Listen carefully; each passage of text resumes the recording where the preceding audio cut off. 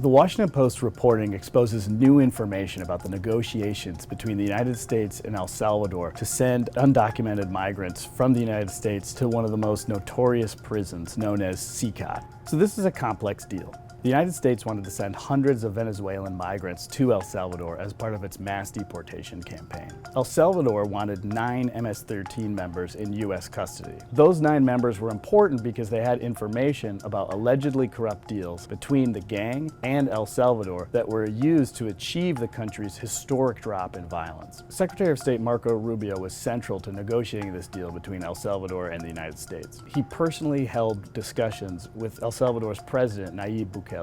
During those calls, Rubio acknowledged that some of the MS-13 members were informants to the United States and were under the protection of the U.S., which had not been previously reported.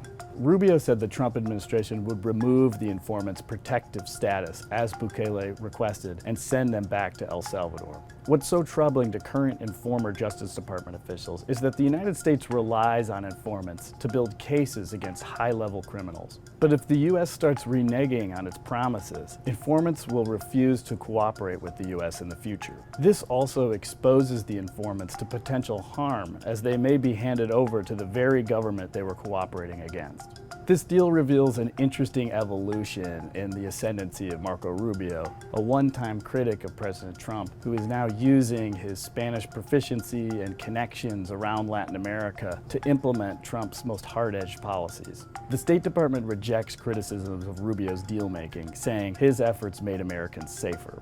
They got undocumented Venezuelans who it accuses of being members of the gang Tren de Aragua out of the United States.